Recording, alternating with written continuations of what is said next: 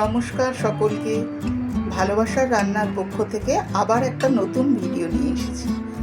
আগের দিন আপনাদের দেখিয়েছি বিটের রস দিয়ে আটা মেখে পুরি করতে পারেন, পরোটা করতে পারেন, সেই ভিডিও। আজকে দেখাচ্ছি সেই বিটের রস নেওয়ার পর যে বিটটা পড়ে রয়েছে সেই বিটটা দিয়ে আজকে আমরা খুব চলতি কথা এখন বলি বিটের ভর্তা, আলুর ভর্তা ইত্যাদি প্রভৃতি। আগে আমি এটা শুনেছি বিট বাটা বলে প্রচলিত ছিল। সেই বিট বাটাই বলুন বা বিটের ভর্তাই বলুন, সেটা আজকে আমি আপনাদের সঙ্গে শেয়ার করব আমি যেভাবে করি। দেখুন, নিশ্চয়ই ভালো লাগবে আপনাদের। 3 চামচ আমি সর্ষের তেল দিয়েছি। এটা টেবিল চামচ, এটা কিন্তু চা চামচ নয়। 3 টেবিল চামচ সর্ষের তেল দিয়ে তেলটা একটু সামান্য গরম হওয়া অবধি আমি দেখব। সামান্য গরম হয়ে গেছে। এরপর এর মধ্যে আমি কালো জিরে ফোড়ন দেব। এই কালো জিরেটা খুব অল্পই একটু ভাজবো, এই 8-10 সেকেন্ড একটু ভাজা ভাজা করে নেব।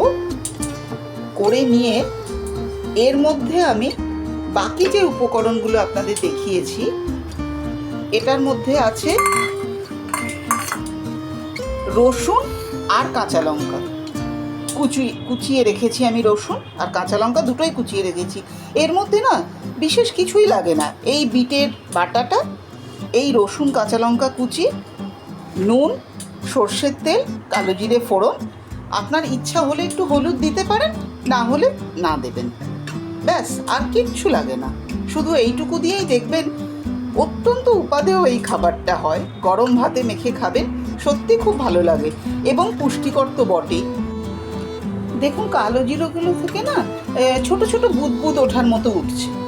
এই অবস্থাতেই আমি রসুনটা দিয়ে দেবো, কারণ রসুনের সঙ্গে কালো জিরেটাও আবার ভাজা হবে। এই যে রসুনের সঙ্গে আমি কালো জিরেটা ভাজছি।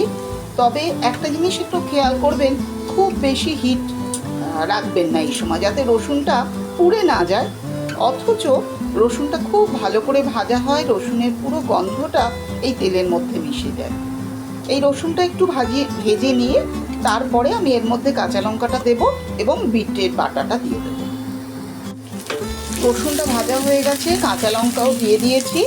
এবার আমি এর মধ্যে বিটের বাটাটা দিয়ে দেবো। ভালো করে মিশিয়ে গ্যাসের আগুনটা একটু কম রাখবেন। ভালো করে আগে মিশিয়ে নিন, তারপরে নুন দেব।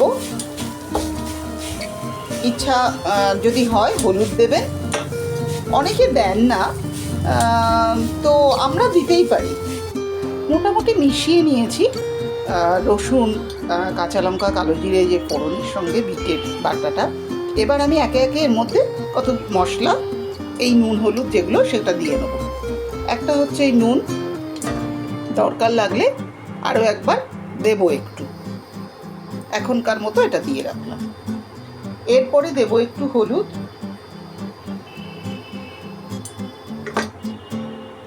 এরপরে দেব একটু লঙ্কা গুঁড়ো, কারণ আমি যে কাঁচা লঙ্কাগুলো ব্যবহার করেছি না, খুব একটা ঝাল নয় লঙ্কাগুলো, এই জন্য একটু দিলাম সামান্য।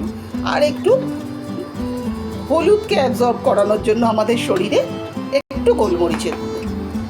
আর একটা কথা বলে রাখি, এর মধ্যে মিষ্টি একেবারেই দেবেন না, কারণ বিট নিজেই ভীষণ মিষ্টি। আর 2 নম্বর বিষয় যেটা, সেটা হচ্ছে তেল খুব বেশি দেবেন না। ওই যেটা দিলেন এর থেকে কম দিয়েও চেষ্টা করতে পারেন, কারণ তেল দিয়ে আপনি এই বিটের মন ভরাতে পারবেন না। আপনি যা দেবেন এই বিট বাটাটার মধ্যে না তেলটা টেনে নেয়। তাই একদম শেষে যদি একটা জিনিস মনে হয় বলবো আপনাদের, ইচ্ছা হলে আপনারা দেবেন। আর একটা কথা বলে রাখি, এইটা আমি শুধু রসুন দিয়ে করছি। আপনারা মনে করলে এর সঙ্গে পেঁয়াজও দিতে পারেন, কোনো অসুবিধে নেই, ভালোই লাগবে খেতে। আমার আসলে এই বিটের বাটার পরিমাণটা অনেকটাই ছিল, এই জন্য এটা আর আমি বাড়াতে চাই। আর যদি কম থাকে কারুর, তাহলে তিনি মনে করলে এর মধ্যে টমেটোও দিতে পারেন, টমেটো কুচিয়ে দিতে পারেন, পেঁয়াজ কুচিয়ে দিতে পারেন, কোনো অসুবিধে নেই, ভালোই লাগবে খেতে। দেখতে থাকুন, এটা মিশিয়ে নিয়ে আমি নিয়ে সামান্য জল দিয়ে ঢেকে এটা একটু সেদ্ধ হতে দেব। নুন, হলুদ, লঙ্কার গুঁড়ো, গোলমরিচের গুঁড়ো যা দিয়েছি মোটামুটি সবই বিটের সঙ্গে মিশিয়ে ফেলেছি। এবার আমি এর মধ্যে সামান্য একটু জল দেব। জল দিয়ে এটাকে ঢেকে একটু সেদ্ধ হতে দেব। আর অনেকে এটার মধ্যে যদি টক ভাব একটু পছন্দ করেন আনতে, কারণ বিটের স্বাদটা কে কেমনভাবে নেবেন সেই জন্য এটার মধ্যে টমেটো ব্যবহার করতে পারেন, নিশ্চিন্তে ব্যবহার করতে পারেন। আচ্ছা, এবার আমি এর মধ্যে একটু জল দিয়ে দিই। জল খুবই কম দিচ্ছি, আমি খুবই কম জল দেব। আমার ঠাকুমা একটা কথা বলতেন জানেন, যে জল নাকি কম দিয়ে রান্না যদি ঢিমে আছে একটু জল কম দিয়ে করা যায়, সে রান্নার স্বাদ খুব ভালো হয়। এবং সত্যি কথা বলতে কি জানেন তো, এইটা আমি নিজেও অভিজ্ঞতায় দেখেছি, সত্যি তাই। জলটা একটু কম দিয়ে একটু ঢেকে রান্না করলে কিন্তু তার স্বাদ সত্যিই সুন্দর হয়। আপনি এবার এর মধ্যে একটু জল দিলাম আমি, দেখুন আপনারা, জল কিন্তু একদম বেশি হবে না। এইটাকে গ্যাসটা কমিয়ে আমি ঢেকে কিছুক্ষণ রান্না হতে দেব, তারপরে আসছি পরেরটা।